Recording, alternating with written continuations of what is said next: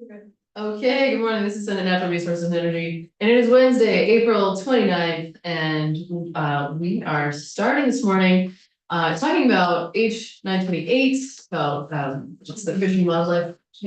Yes, taking the reference, and got the commissioner here. Welcome. And specifically, we have not actually talked about the very last section, which is about champion lands. Sure. So all we're looking for this morning is just what is the skinny on, why is this section in the bill? Yeah, any background would be helpful. So happy to give you that. Jason Batchelder, Fish and Wildlife Commissioner. Thanks so much for having me.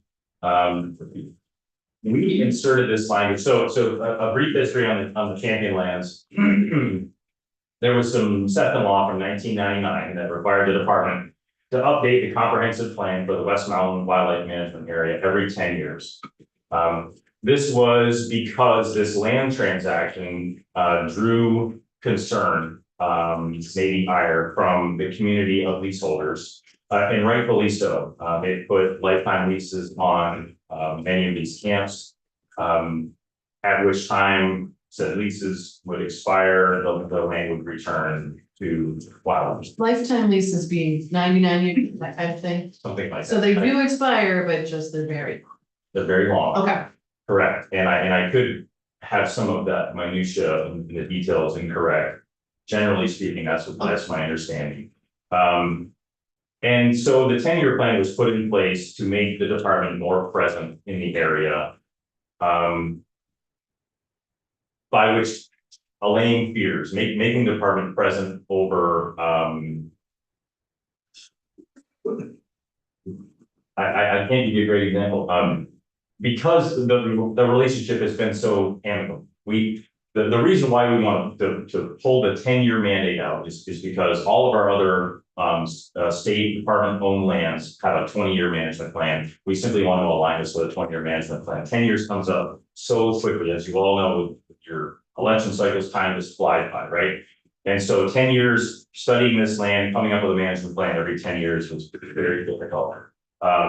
To back up to the initial sentiment I was sharing about the leaseholders with the department over this land transaction, right? They went from no sunset on their leases to a lifetime sunset, right? And so rightfully so, they were concerned about the department's involvement with this. We were going to be the owners of this land. And so we meet with these land leaseholders every year. I was there face to face on September 26th of this past year. Jill Kilborn is one of our lands and habitats managers. She's actually bird specialist, lives in Island Pond, right next to the champion lands. She's open door, talks to these folks whenever they need to. Our relationship has grown very amicable over the years. I feel that we are trusted as an entity. And so entering into this longer management plan is something that I don't see it as an issue. I personally do not see it as an issue. And so hence the ask. And if there are any questions about my mumblings, I'm happy to dial in on any of them. So can I ask a couple questions about that? Please. So the long-term comprehensive plan that it was mandated every 10 years, this is just taking it out. So it's not like you're going to 20 years or. We would be going to a 20-year cycle. That's what our current wildlife management area cycle is for all our all of our other WMAs. They're a 20-year cycle. And WMA? Wildlife management area. Yeah. I'm trying to think of the closest one here. we own a lot of land, and we manage that on a 20-year cycle. So if we want to have I see. have a big harvest, right? We need a plan for that. And so right now we are required to manage this land every 10 years. We'd like to do it every 20 years, like the rest of the properties. Okay, so by just removing this 10-year mandate, it defaults to the 20 years. That makes so much sense. Okay, thank you. You're so welcome. And I want to interrupt you a bit more. I don't have more. I'm just looking back over on the language that we plan to strike to get us to here. And it says, and I'll just read it. The plan involves the community. The citizens, municipalities, in developing and updating every 10 years a long-term comprehensive management plan. This is not going away. This is simply pushing it from 10 years to 20 years. Though, as you know, these long-range management plans involve a lot of community input, a lot of public back and forth, public hearings, and the ability for the public to weigh in as with any other one. So I don't feel like we're losing anything here. Great. Yes. Just remind, you kind of set up a, so the camps that were in existence at the time the Champion lands came into under the state ownership. What happened to those? They have literally a 99-year lease. So what is that? Or is it? Can it be passed down from parent to child? I believe, and I did not study this well enough, obviously, at the time of the signing, they were given the ability to pass this to their youngest child, or to the youngest heir of the lease. So if it was owned by me, I'm 50, I hand it down to my infant daughter at that moment, that daughter would have 90. And if someone listening could correct me, I'm happy to fill you with that information. But as I understand it right now, it's a lifetime lease on these, at which time they would be turned over to the state. Are there implications for that whole structure of the with by going to 20 years or? Not for this, no. As it stands right now, this will not change with the changes. Great. Okay. Yeah. Any other questions or concerns, comments? Okay. Oh, yeah. We got testimony from Mike Covey, so he said that's what's. Yes. I think he's trying to get in here or something. Oh, yes. So I'm looking for non-controversy on this bill. And my understanding is that his amendment may be somewhat controversial. Would love to chat more about it. So, Okay. in any case, any other thoughts, questions? Oh, it's Senator Rogers, please. Okay, great. All right, well, thank you so much. Thank you so much. Happy to come back at any time. Yes. Okay. All right, and we're back on track, even though we started a little late. Though, looks like we don't have any of our votes yet. Oh, I'm sorry, because so we actually have a break. Now it's not all. Yeah. I know, it was. Take us on. We're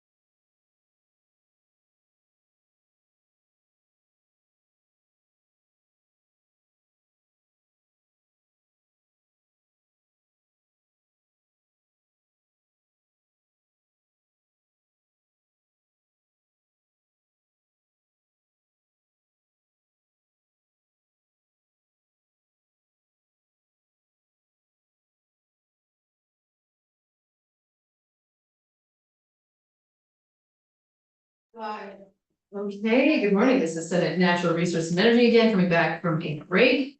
And we are taking H 740. And so, yeah, we've got our legislative council with us. Thanks for being here. Would love to chat through some of the aspects of this. So last time we looked at this draft, I gave an overview of some of the changes that were here since you were otherwise obligated. But would love to just check in to see if there's anything that you want to say about this draft. If not, that's fine. Unless you guys have to say pencil. Oh, I mean, I don't know. So what I think we could do is, because I think we're gonna hear from Mr. Coster first. Well, let's hear from Mr. Coster first, because he's got some things to say about the appropriations. And would love to like chat through that with you. Does that sound reasonable? Okay, let's do that. Super. So we're gonna move to Mr. Coster. Welcome. Thank you. Good morning, Billy Coster, Director of Policy and Planning for the Vermont Agency of Natural Resources. Here to talk about H 740 greenhouse gas reporting bill. So as you were just discussing, the current draft includes for fiscal 27, one limited service position at A&R at a one-time appropriation of $300,000. I have some information of why this was presented to you all by Secretary Moore when she was in with you all, just as a reminder. You know, we've done a lot of work looking at what it takes to operate a greenhouse gas reporting greenhouse reporting program that covers transportation and RCI sectors, which are the minimum that we anticipate being addressed in Vermont. We've spoken to New York, Massachusetts, other jurisdictions that do programs that are bigger and smaller than this. We conferred with the Public Utility Commission in their efforts to stand up a similar tracking program associated with the Clean Heat Standard. And you know, this level of staffing and funding is what we determine is the bare minimum for us to operate this program. So what it boils down to is we need $500,000 in base funding. And we need two positions. We need at least one of those positions to start the work. We need that second position by the second year to do the other compliance and data verification components. But we need a firm commitment of $500,000 in base funding before we can pick up our pencils. We cannot invest in data systems, platforms, we cannot hire staff unless we know that we will be fully funded through a base appropriation so we can run this program into the future. That money would be basically thrown away if we don't have a commitment that we know is going to be funded going forward. This is work that we're interested in doing, we're happy to do. This was a recommendation of Climate Council that we supported. You know, as you've heard, it's foundational work, but it's a brand new program that has real costs associated with it. So while we appreciate that the current draft has this $300,000 in one time in one position, it's not going to be sufficient. You know, just the bottom line need is $500,000 in base, at least one position in the initial year of the program, and a commitment for that second position within the second year. So that's kind of where we're at. I've seen other bills where this sort of task for an agency like ours is put into law and contingent on those resources becoming available. I think that's an approach we're open to, provided that contingency is explicit, that it's $500,000 in base funding in two positions.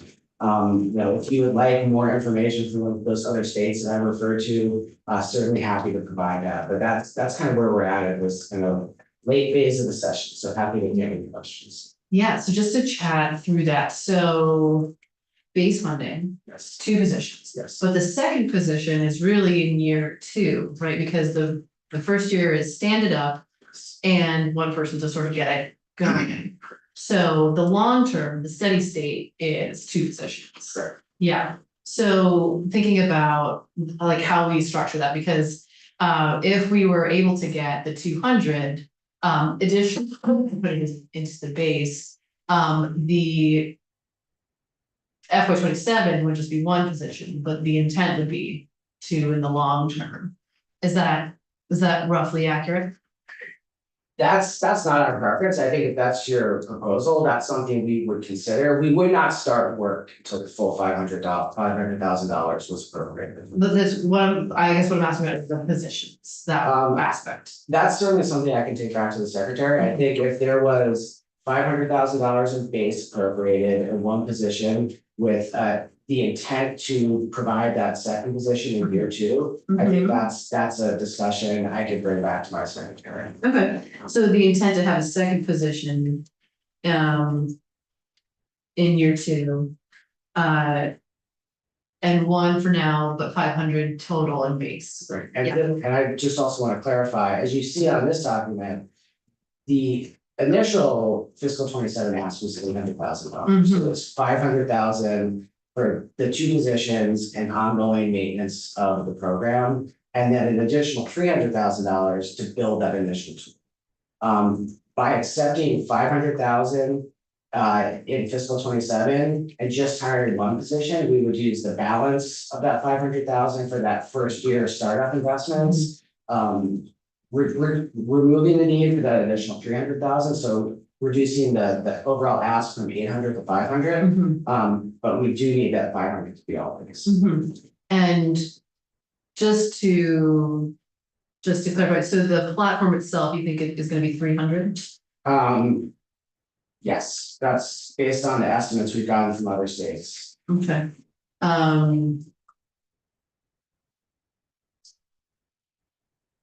Okay, and then there's some other question that I had for you. Is there, And just, you know, the data, that 300 was the number that we're suggesting. In New York, a slightly bigger platform was close to $500,000. okay, but this is not as big, so, yeah. And we looked at Massachusetts also, they did something smaller, slightly less, so I feel like that is the appropriate range. And theirs was also 300? Theirs was about 200,000, slightly under two, but they are only dealing with heating fuel suppliers, not transportation, and not potentially at the level of granularity we were looking at in the RCS center. Okay, great. Yes, go ahead. Are those the New York and Massachusetts example that you looked at, are those things that are, do they have a public facing thing that we could look at, or are they just like a background internal I don't kind know of the system? answer to that, but I can certainly get you more information both those. And somebody to talk to from those states? Yeah, I can see what we can do with it.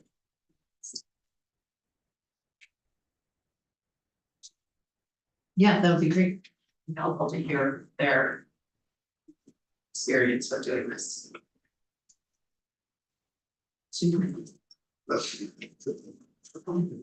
So you can email us those folks' names, contact info, that'd be great. Okay, super. Would you send me this document? I can. Thank you. Okay, any other questions for Mr. Costa? Okay, super, thank you so much. Thank you. Oh, actually, I do have one more question. Sorry, I wrote, so another possibility, thinking through possibilities. One possibility is that if we're not able to get an additional 200 or put it into base now, I'm thinking about the possibility of taking this 300 and having it carry forward to a future year so that the next year's lift is lighter. Any thoughts on that? Secretary Moore's been consistent that we need $500,000 in base. So certainly if the legislature wanted to pass a bill that stood up a program and said, this doesn't begin until there's $500,000 base money and sufficient staffing. And it, you know, you appropriate some dollars this year, that would be, you know, up to you and fine with us, provided there's no obligation on our agency to commence work until the full amount is. Okay, that's all. Thank you so much. Okay.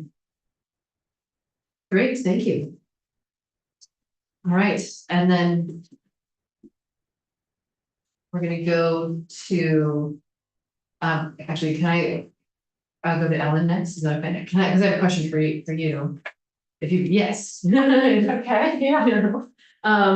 Okay, one thought, or one question that came up when we were discussing this last time, was that in the title, it uses the word registry, and wondering if, because it does create an inventory. But does it create a registry? I don't think, my reading of it is that it's not a registry, but I'm curious for your take on that.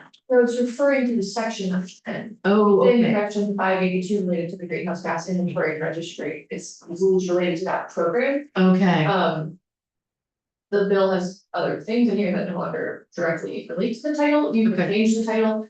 I think when the bill was originally requested, uh-huh, it was more about that, but it's not. The title is more about this section of law it's dealing with, which is rules related to the inventory and registry program that already exists. okay.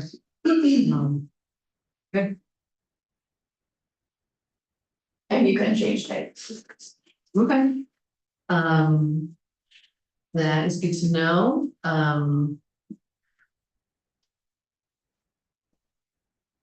okay, and then another thing that we had talked about in the last time, was. Question about. Bulk data, and so protecting any like proprietary. Interests of the businesses. If they were, let's say, very small. Dealers. You know, I just want to flag that as a thing that we had talked about, in committee as well. Does this make sense? Do you want me to say some more about that? Yes. Okay, so in this draft, we've got protections for the individual identity of consumers. But we were also thinking about protecting the businesses. And that the data, so as it's drafted, it doesn't necessarily.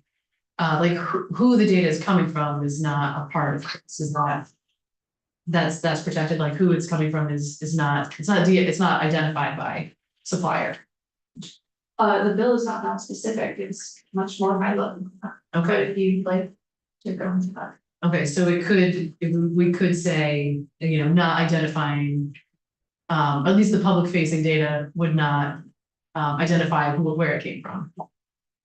So essentially, I think protections for proprietary business information.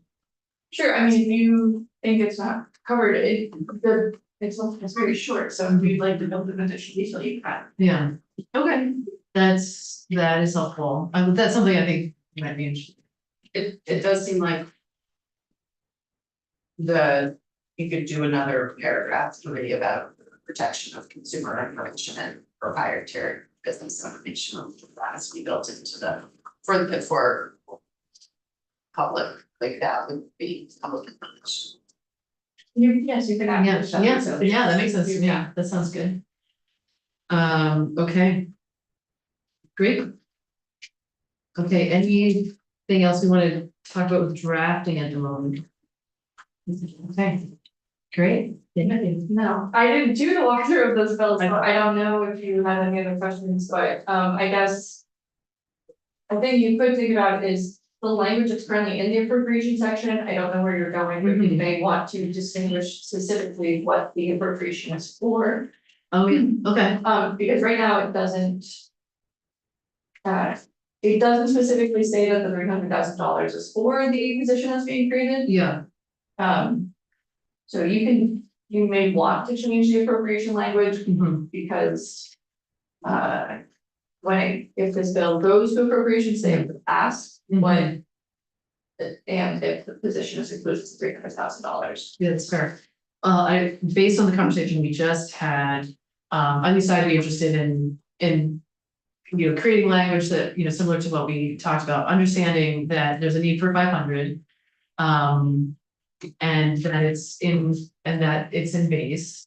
And that, that can be changed, like it's gonna have to go to appropriations and they'll do whatever they want to with it.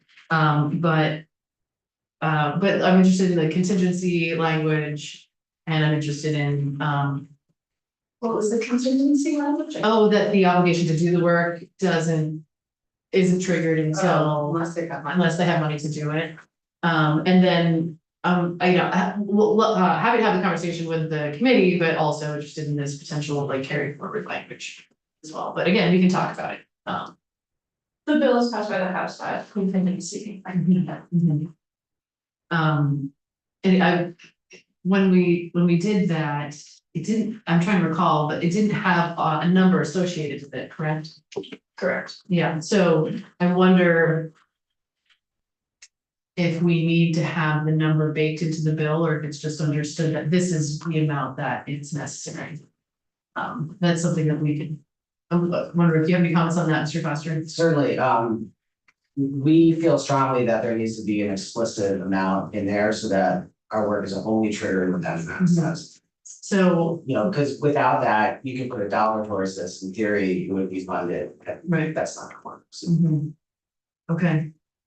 All right. I think that's, any other comments, questions, thoughts on this, Corinne? Okay, thank you so much. All right, now we're gonna go to Ms. Miller, who's joining us remotely.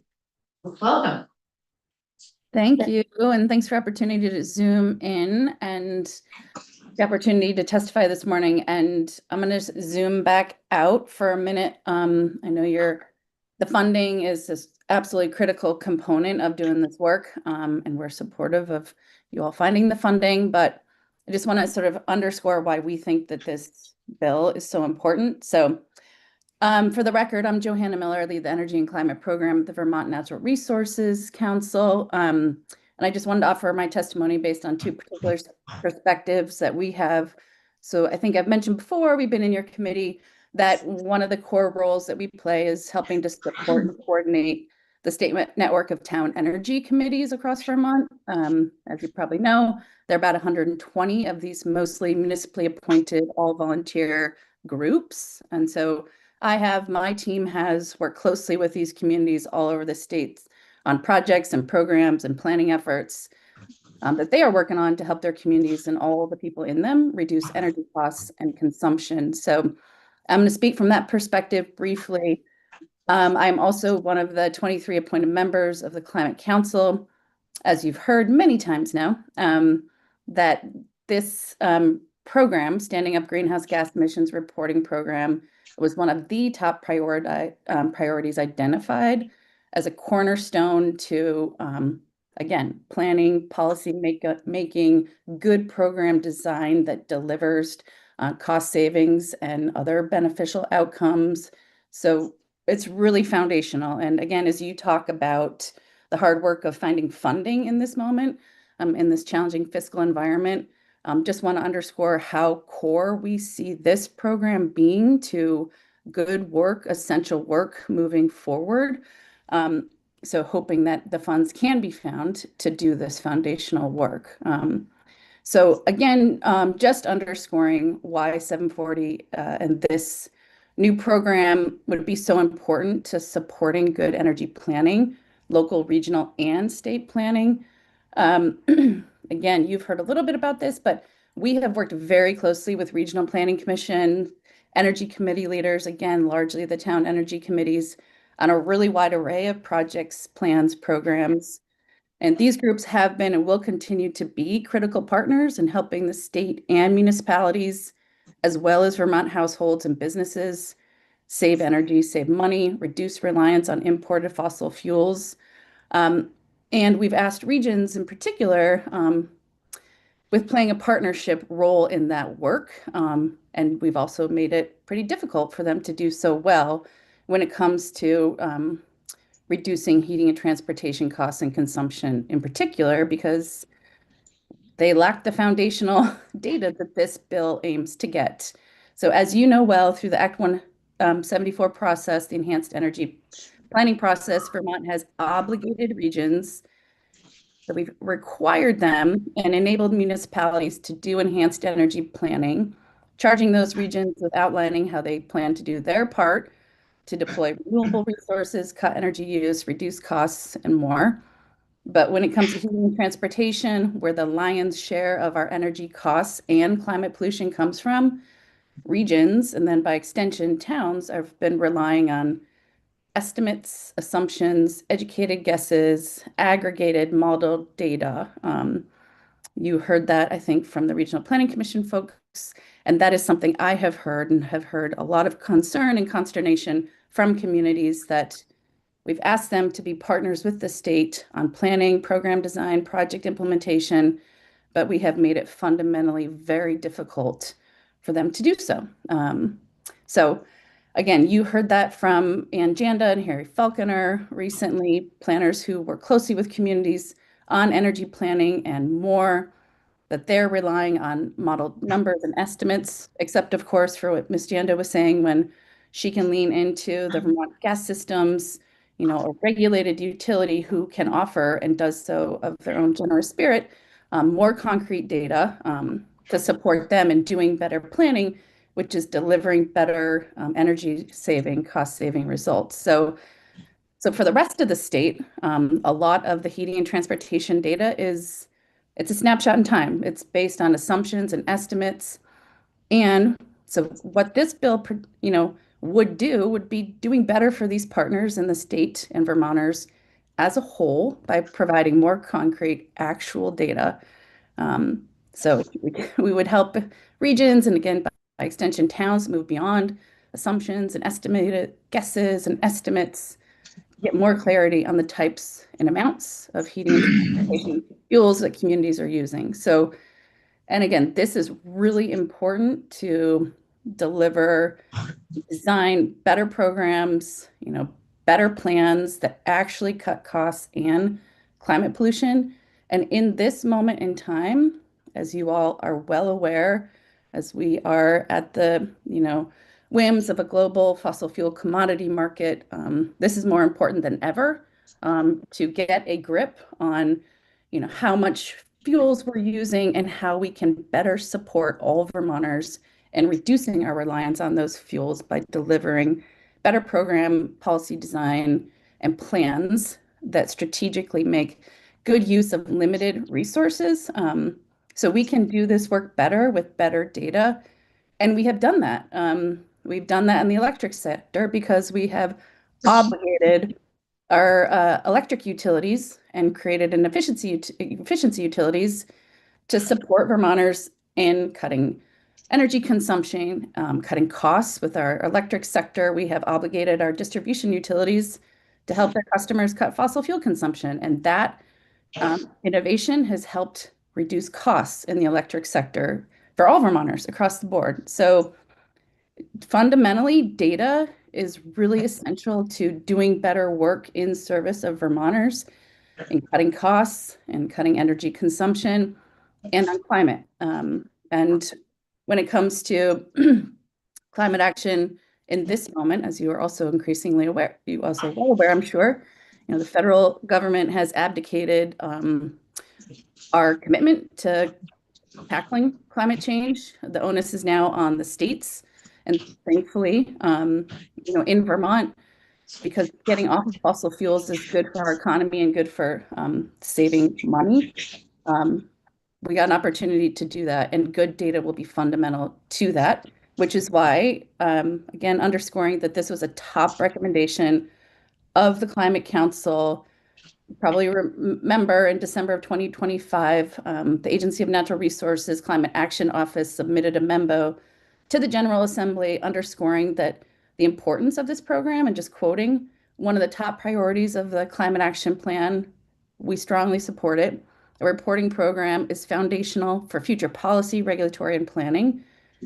We also firmly support the request of the Agency of Natural Resources to have the necessary resources to implement this effort. And that letter was approved by all the climate counselors participating in that conversation on December 15th, with the exception of one member. So it's fundamentally a very strongly supported endeavor. Clearly, there needs to be funds to do the work and ensure that the Climate Action Office can do this work well in service of Vermont communities, Vermont regions, and helping Vermonters save money and get off of fossil fuels. So as you think about the funding, I just want to underscore the import of this program and the, implementation of it as just fundamentally a foundation for good baseline information to support strategic program design so that we can think about targeting, limited incentive programs or other strategies to support Vermonters who bear a higher burden for energy costs and reliance on, some things like propane, which more low-income Vermonters rely on more heavily. So what can we be doing with better information to make sure that we are helping Vermonters in this moment and into a challenging and changing future to save money, get off of fossil fuels, and do our part to cut planet warming pollution? So just underscoring how important we and informed by our very deep work with communities and regions and others, think this is so fundamental to Vermont's work in many ways moving forward. So it is my hope that your committee does your good and important and thorough work as you do, but continue to move forward with supporting this bill, this framework, and doing all you can to find the funds to ensure that the Climate Action Office, which is competent and I think committed to doing this work well, has the resources that they need, that we can deliver that in a challenging fiscal environment, but making sure that we do that. So just underscoring how important this is and really appreciating your thoughtful consideration of this as a framework for good work, and doing all you can to find the funds to make it happen. Great, thank you. Any questions for me? Okay, thank you so much. Thank you so much. Okay, so we will be taking this up again another time. That's it on 7:40 today, so we're gonna move now to the bottle bill. H 915. And I'd actually love to take a 2-minute break. Okay, let's take a 2-minute break before we jump in. Sorry. Thank you.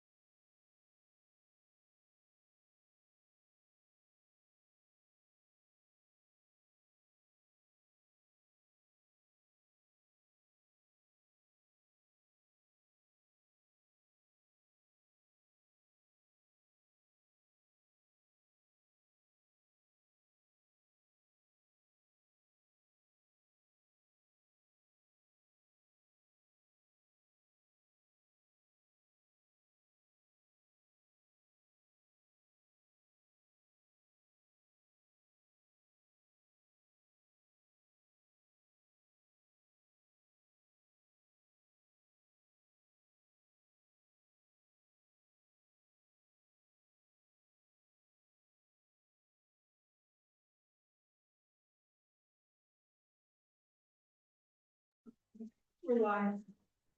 Okay, thanks to Natural Resources and Energy, again, we're back from a quick break. Welcome up, Mr. O'Grady to the chair. Talking through, the bottle bill. What I would love to do, actually, is to start identifying places in the draft that we either need more input or where we need to, or where, like, things that we can start checking off. Does this make sense? And at this point, yeah, I think that's where we're at. Let's just start walking through it and closing some pieces out. Okay, And recognizing that there's some big open questions. sure.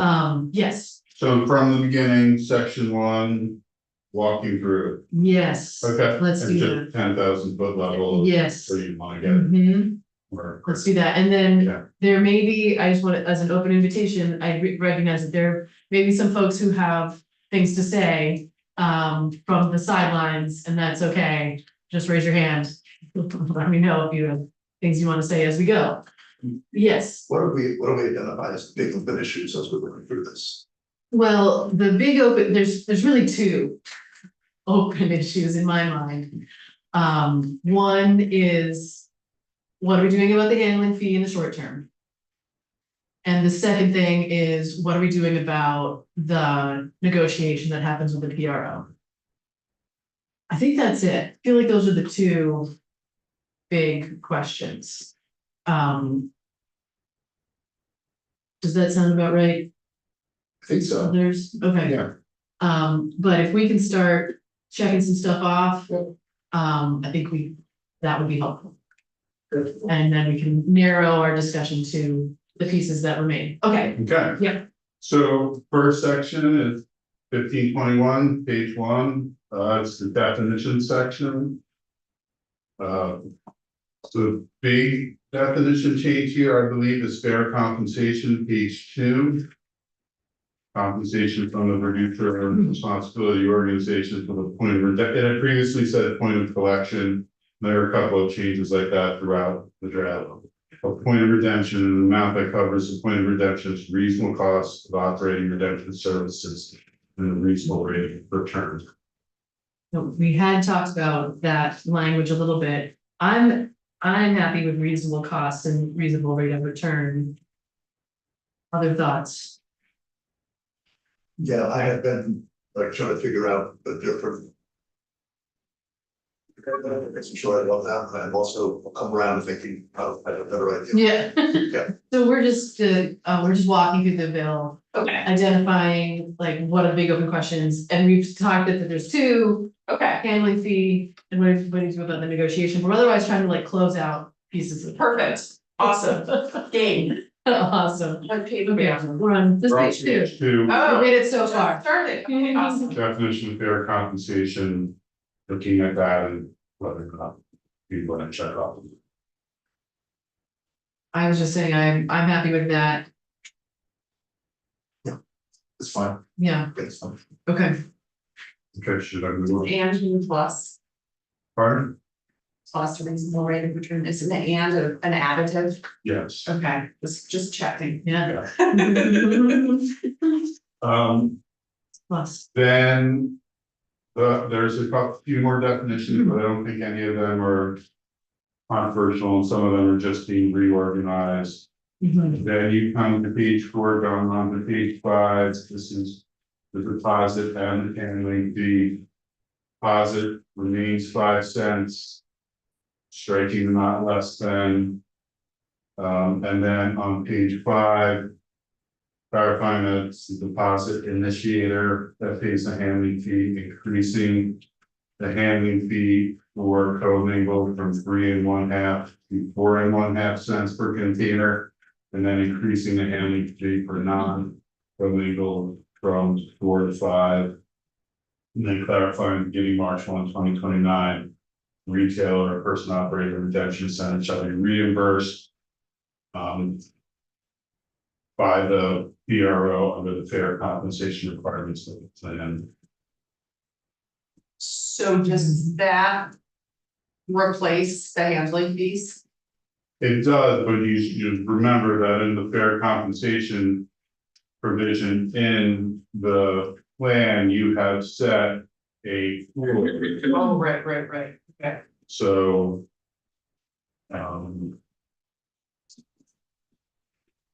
That is beginning on page 19. Going on to 20, the PRO shall pay each location that redeems beverage containers 4.5 cents per container collected. And it's not based on covered or not. Okay. Right, okay. And just to check. I'm still game for this. It is one of the open questions. Right, I think when we get to that section. On page 19, we'll have some, yes, some comments, but Okay, for right now, this is fine, this okay. is fine. Any other thoughts on this? Sorry, Ben. No, okay, okay. Okay, moving on. Okay, Bottom of page 5 is just striking the antiquated rules section. Page 6 is the acceptance of beverage containers. This is not really changing until the plan goes into effect. There's a separate section, section 2, which changes those requirements in March of 29. Page 7, the labeling requirements, just clarifying that the labeling requirements can be met in some alternative ways than what are required now. And then on page 8, there's a big change here, every beverage container sold or offered for sale, but containing UPC and a barcode displayed on the container. cool. Page 8, line 13, this is providing the transparency for the redemption of liquor bottles. Deposit is 15 cents. On page 9, the handling fee is 4.5 cents. Then it goes through provisions about retailers not refusing to accept. The DLL and the PRO being able to coordinate once the plan is in effect, in case that's going to provide efficiencies for DLL. DLL needs to report on their redemption rates and provide that information to A&R. So A&R can provide a redemption rate report to you later on in the bill. Page 10, line 8, this is section 1529. This is a redemption center certification. This is just making a technical amendment for the temporary, for the interim before the PRO implements its plan. Remember, this section is repealed once the PRO is up, the plan is operating, because then the PRO is the one approving who's going to be doing redemption underneath the plan. So. You're talking about 1529, Yeah, okay, so this section will be repealed, and PRO is in place. yeah. On page 10 at the bottom, going on to page 11, that's just a technical tweak to the abandoned beverage container deposit language. You move the definition on page 11 of deposit initiator into the larger section of definitions, because it now has more general application throughout the chapter instead of just applying to the sheets. That allows you to move to page 14. And this is where the PRO requirements begin. This provides a no deposit initiator shall sell and distribute a beverage container in the state without participating in the A&R approved PRO. Then it dictates the deposit initiators to apply for a PRO approval. Dictates the terms of A&R's approval of the PRO. Requires the PRO on page 15 after approval to provide contact information, the name of each beverage and container under the plan, the UPC and barcode for each container.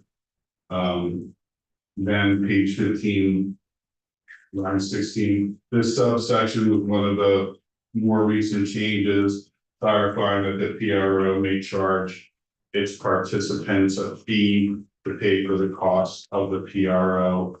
It's not always included in stewardship and EPR programs, but sometimes it is when there's potential contentious relationships, but so that's clarified that the PRO can charge that fee.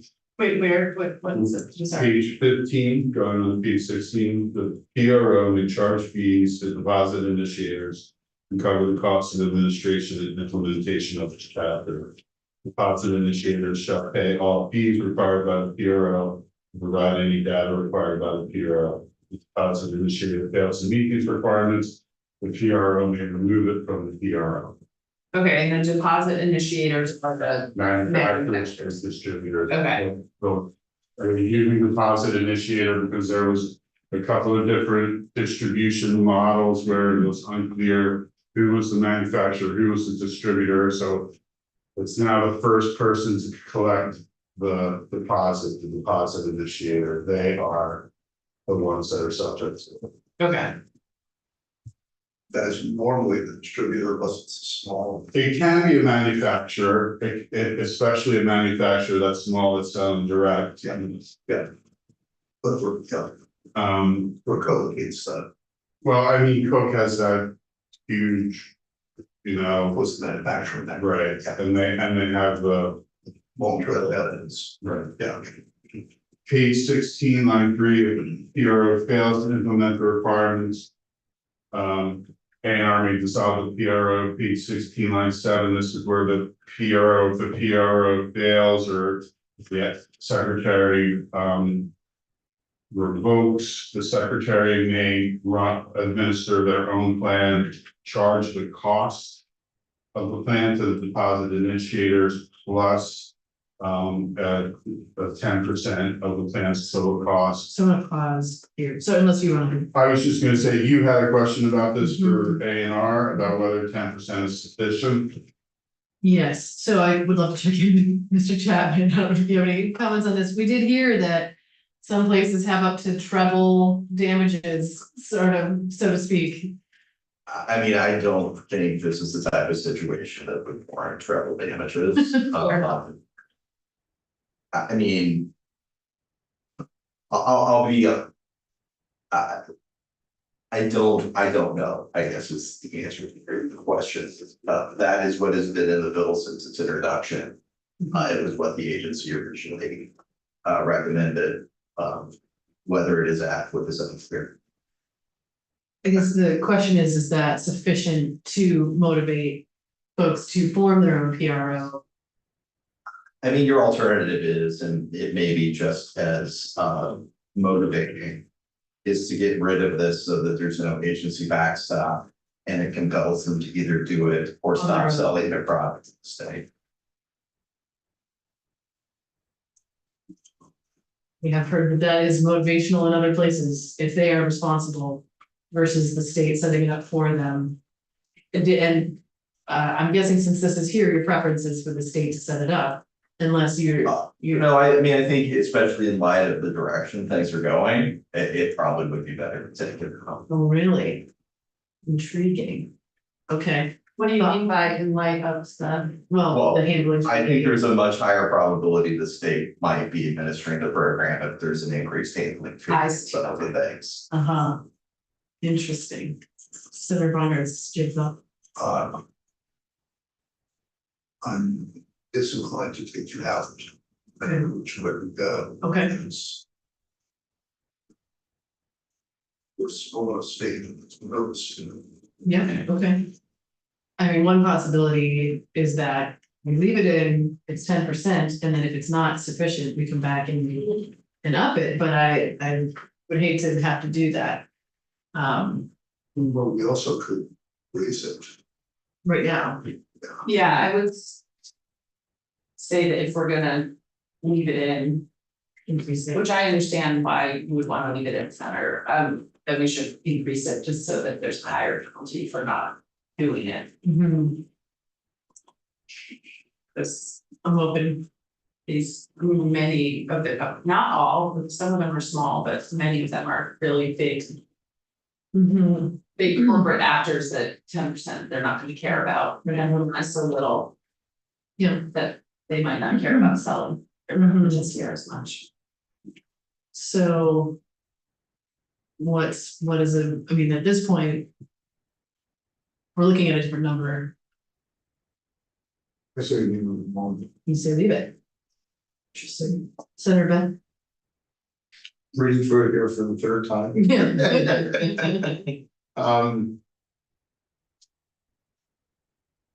I'd say leave it to.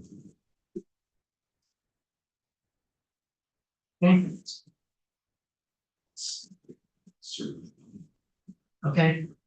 We could get more input on that. At this point. We can leave it as an open question. It's good to know where people are at with this, so happy to chat more. Yeah, I'd be more fun for residents, just social stuff. But yeah, 25%. 25. I don't go to New Hampshire in Europe because I'm right now, but I mean, Vermont's not a very good market. Yeah, But that's why we're wanting them to Yeah. set this up, and unless we I know. provide some kind of incentive stick. You know, there are carrots in it, and this is one of the sticks to say, if you don't set it up, you're gonna You have to can pay. play with the common signal too. okay. At this point, well, I would love to, I certainly wanna, if you all are, you know. Not happy with it, I wanna know, but would love to keep talking about it, so. I guess my inclination right now is to change it to 25%, just because I'm worried that 10 is not enough, however. Keep me posted. Is that okay, happy I to, mean, it's not a deal breaker for me, I'm just, Okay. yeah. okay, that's fair, and we can get more testimony on that part too, so tentatively saying 25, but happy to revisit it. Okay, let's keep going. Okay, the bottom of page 16, going on to 17, this is the provision for A&R being reimbursed for their costs by the PRO. This is somewhat of the new model for A&R being reimbursed in other EPR programs. There's usually a set fee, it's usually a high fee. This is going to be about A&R being reimbursed for the actual cost, and it's going through the state budgeting process. And the PRO will have the ability to appeal for dispute the requested fee. So that is what's going from page 16 to page 17. And then page 17, line 14 through 16. This is just a clarification that manufacturing distributors of liquor are exempt from the requirements of the PRO. And then on page 17, line 17, you get the stewardship plan requirements. For April 1, 2028, the PRO submits the A&R plan that has to meet these requirements. The first is the convenience of collection. There's a general statement that the plan shall take reasonable efforts to cite points of redemption across all regions of the state. But then there are the specific requirements, at least 3 points of redemption per county, with at least 1 with immediate return. And then at least 1 point of redemption per municipality with a population of 7,000 or more persons. That provides an immediate return. Unless A&R grants a waiver. And then the plan also needs to address how sites of redemption are or will be cited in areas with high population density that are less than 7,000 or more persons. And we haven't, I mean, we're sort of talking about having a new draft of this. I'm assuming that with any new draft, we'd be clarifying that language from Roman II. About unless the waiver is granted by the secretary, like identifying what that modifies. Sure. Yeah. Um, Yeah.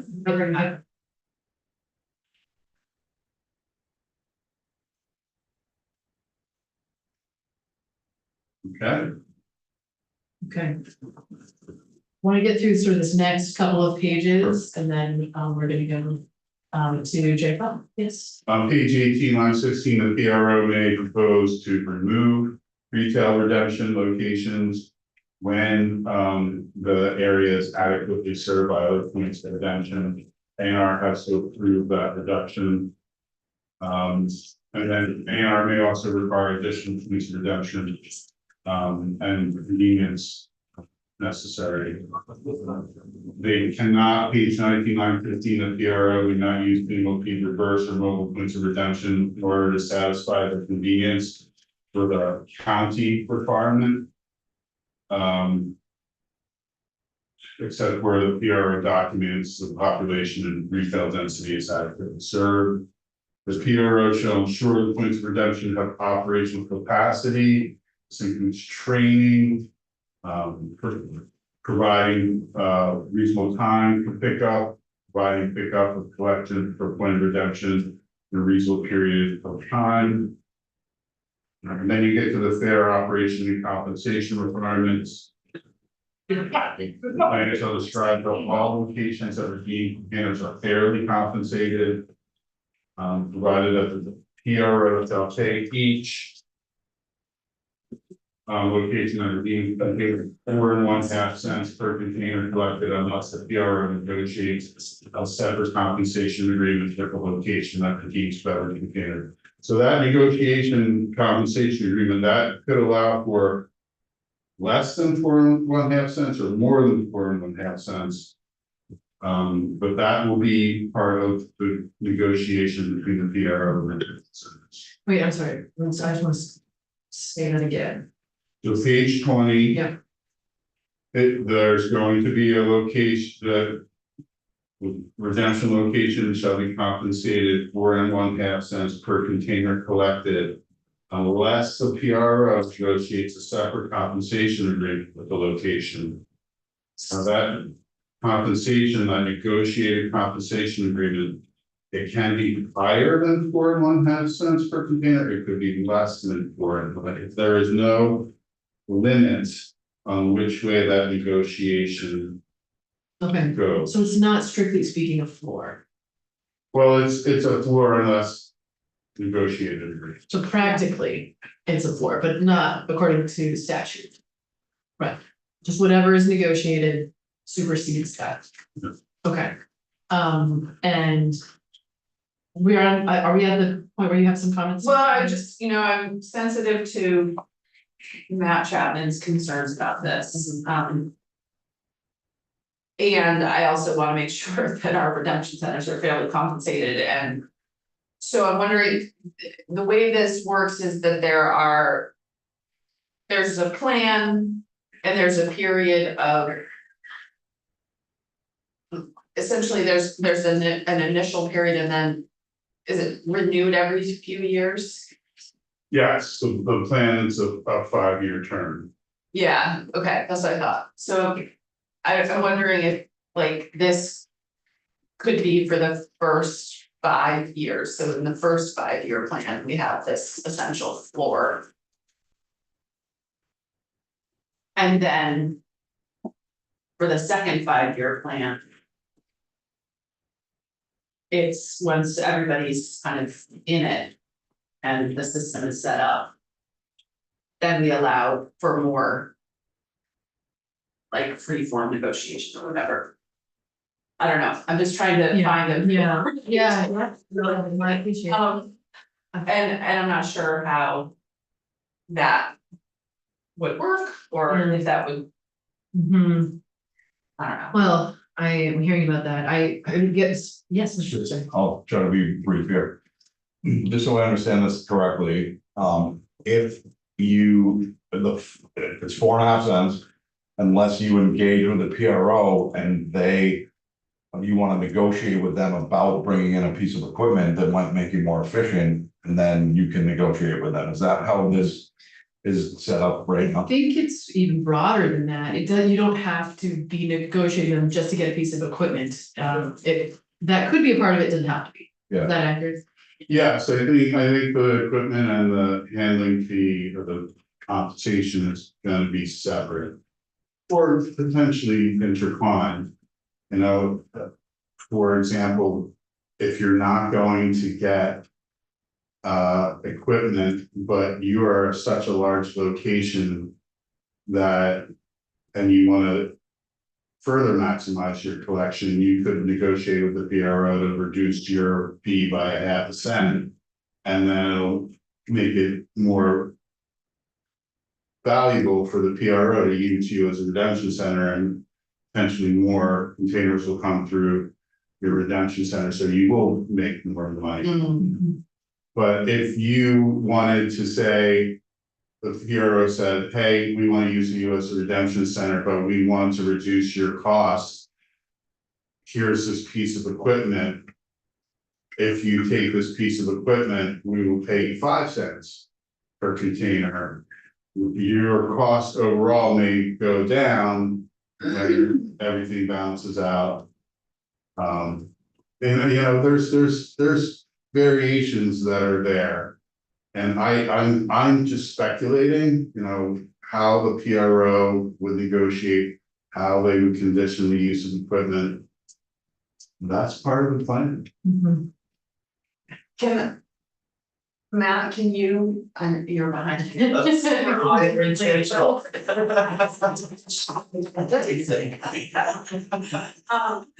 okay. I'm a big girl. Can you explain why you're concerned about this briefly? I mean, I'm concerned about, I'm generally concerned about having a statutory handling fee put in the statute with the level of changes that we're proposing to the system.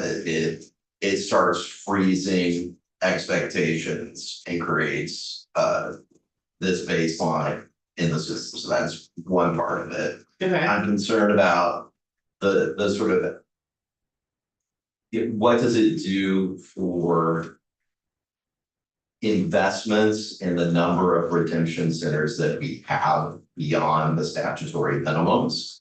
If what you're doing is saying that all of them have to get 4.5 cents or negotiate something, right? I think it is going to drive the PRO to the way they will reduce their costs is by doing nothing more than they're obligated to. And we've intentionally allowed for some flexibility within the system to allow the agency and the PRO to optimize the system for consumers, which it is not optimized for right now. So I mean, I continue to be concerned about this, and I mean, I guess you know, there are two tools that I have thought about. I share the general concern, right? Like, we want to make sure that both redemption centers are fairly compensated, and also that they're not feeling an economic pinch such that they no longer want to participate in the system, thereby disrupting things on that part of the equation. So the two things that I was thinking about were, one, giving the PRO the authority as of January 1, 27, when it comes into existence, to negotiate differing rates. So as soon as it starts to come into being, it has the ability to increase handling fees for those facilities that are struggling. Or come into compensation agreements with those facilities that are struggling. And two, give the agency express authority to adopt a statutory or a regulatory handling fee as a backstop to bad behavior on the PRO's part. So if the PRO doesn't play fairly with the redemption centers and we're hearing complaints, it is a tool for the agency to step in and say, you need to clean up your act, or we're going to start a rulemaking process with a 4.5 cent handling fee. What about? That feels like it will take a lot of time and will make you not fast. So it's not an immediate thing. It's not, agreed. So but I appreciate your trying. I'm thinking, I guess I would say, you know, the only thing I would say is that kind of rulemaking, setting aside the inevitable level of public comment that we could get on it. The rule itself is simple, right? It's just the process takes the time the process takes. What about the idea, the two things that I brought up, I think is one, what are they, RVMs? Mhm. The having a lower handling fee for them, or not having a 4.5 fee apply to places that are just those like one Mhm. bottle at a Just- time just situations. The grocery store. Yeah, cause there's no, they're just, oh, yeah, it's like a machine sitting there Unattended, yeah. Mhm. unattended, and then the like initial first 5 years having this actual floor, and then the second 5 years having you do rules that say that having you have a rule already in place that you can apply the 4.5 cents or a fee if there's bad behavior. But say it more eloquently. Sure. So if you're going to adopt a handling fee like you're proposing, I guess I would strongly recommend that you consider adopting a differential rate for single fee arbiters. I think that's. That there's no rationale for having a 4.5 cent. Exactly. They're all the same. Well, they are, and whether something happens through the contract, I don't know, but, so that, I guess that would be, comment number one, I think that it's just, I don't know, I've thought about the proposal that you put out there with respect to a limited duration on the handling fee, I don't know that it gets beyond the concerns that I raised with respect to people managing the system to the statutory minimums. You think. Right, it still says that in the first 5 In years. the first which is 5 years, there's no incentive to do better. Correct. Correct. To put it bluntly. Correct. Well, I just feel like if there's no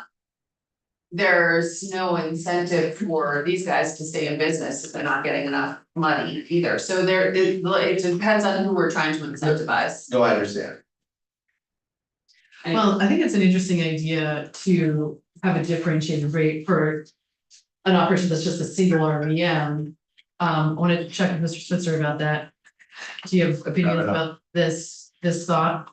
And so, I think there's other states that do that, and that's certainly gets us a little further with the idea that we don't, you know, every place that takes bottles back operates differently and has different costs and things like that. So, that gets us a little further in that direction, or a little, gives back something in that direction.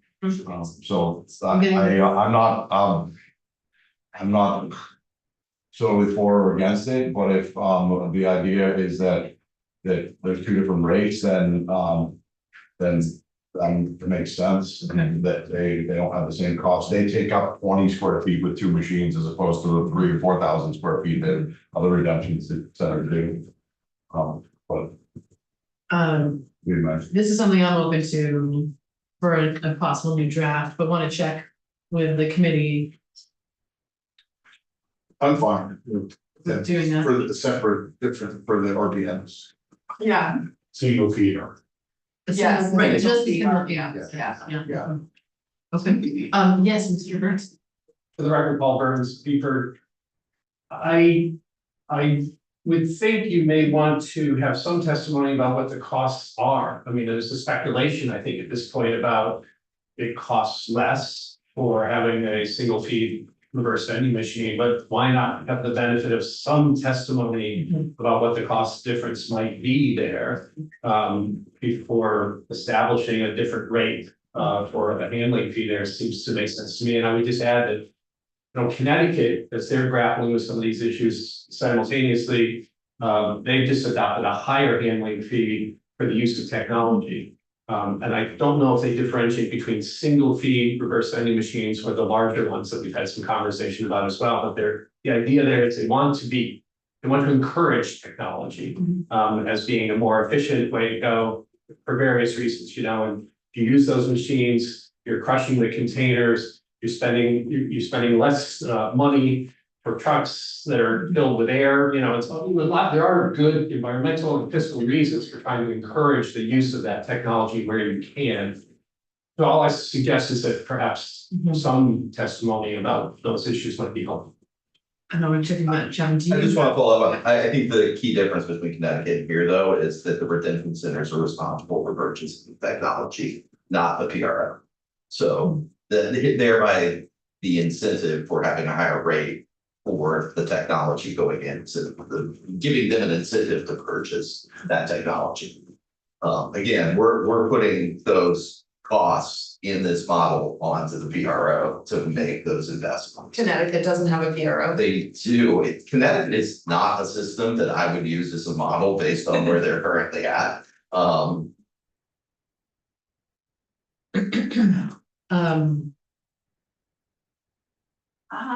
Yeah, so one possibility.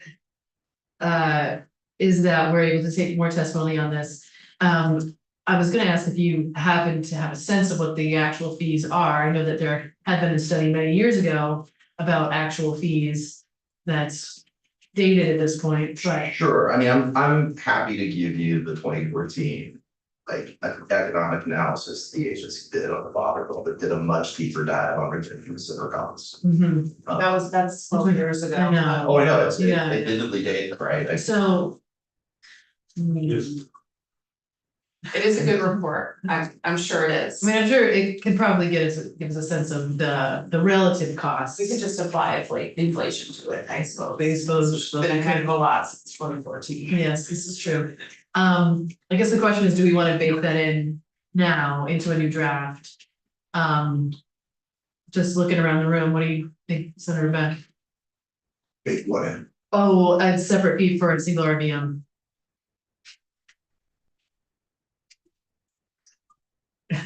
I mean, I think that, the comment that we probably should take some testimony. Yeah. That's a good. Okay, I mean, I don't know what the cost operate on behalf. okay, Are the others in the room?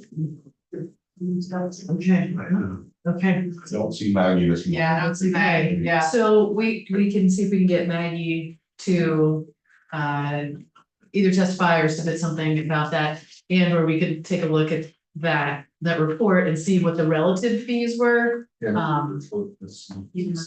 that would be great. Is this something you can send to us, Mr. Chance? I would be. Okay.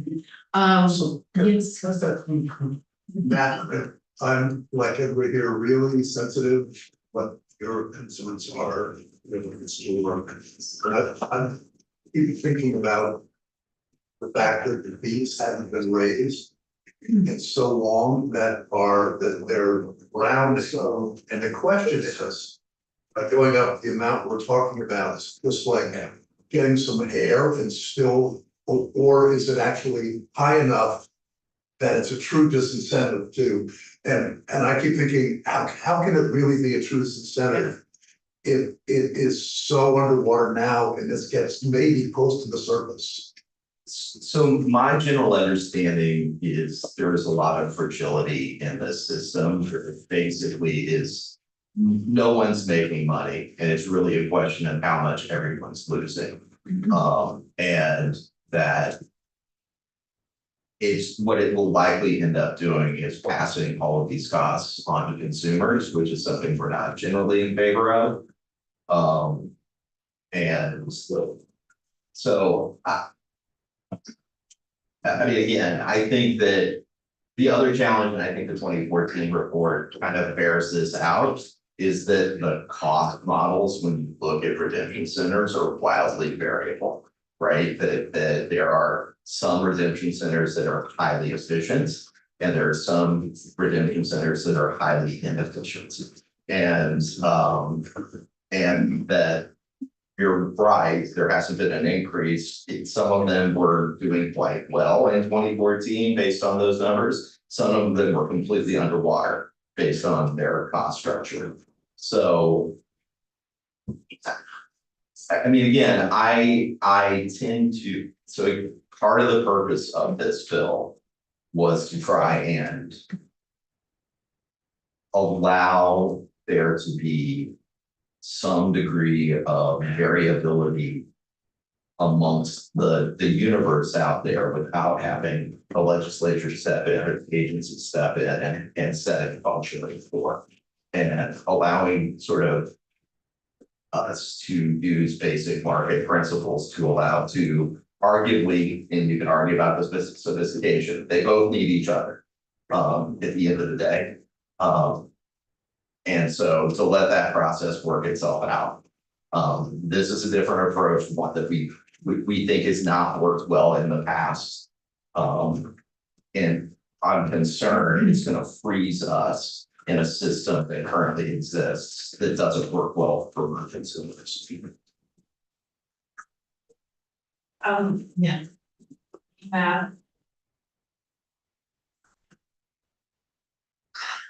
So if we were not to do the 4.5 cent floor. I mean, I like it because I feel like it's protecting the entities that we have right now, but if we were not to do it. You suggested the rulemaking approach of like, you can do that, although that feels like it will take too long. To me, what are like immediate hammers that you could apply? That if you start hearing from redemption centers, like I'm gonna close next month, if, cause that, the PRO screwed me over.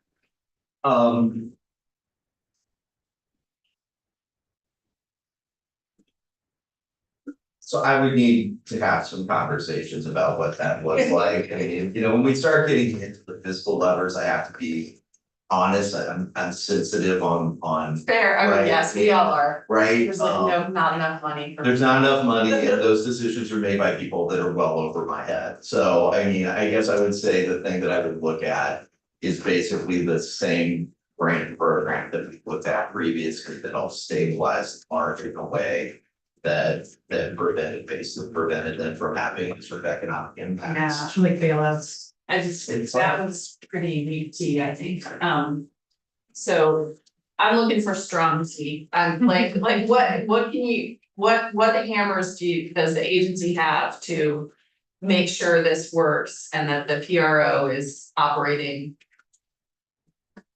in good faith and that we're not gonna lose redemption centers and that consumers are gonna be able to take their bottles back and that are more immediate. Sure, I mean, I guess I will say I feel like we have a lot of authority when the PRO is stood up and the plan is running. What we're looking at is a period between today and when things become effective, truly come online in 2029. Is where the period is that is of concern. Again, I'm happy to reflect and try and see whether there are any ideas. I may have run out of ideas in my idea bag at this point, but every time I think that I come up with something else, so. I have a bag. That's it's. There's always more than one solution. But leaving, we're being called to the floor, so I just want to get some clarity on whether or not for the next draft, we want to include a separate. Handling fee for single. RVMs or not. What I was hearing from Senator Beck was like, we should take more testimony, and I'm happy Well, to. doesn't mean we can't put it in. Put it in the take testimony. Yeah, that's where I'm at. Okay, Put it in. so put it in, we'll take more testimony, we, What? oh, The single. yeah. I know, but Yeah, what? well, Well, current fee is 3.5. we could just keep it at that. Three Yeah. and a half. Yeah, and then, Mr. Chapman, if you can send us that report that's dated as it is, and we'll see if we can get some testimony. Well, Matt, I think we talked about this, but inviting your response. What about raising the fees, but having them raise the fees for the next 2.5 years? And the kind of thing comes out. So until the PRO comes into existence.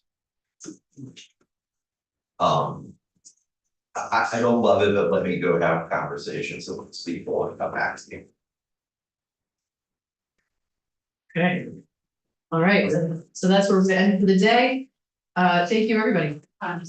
Okay, we'll adjourn. It happens, this is already.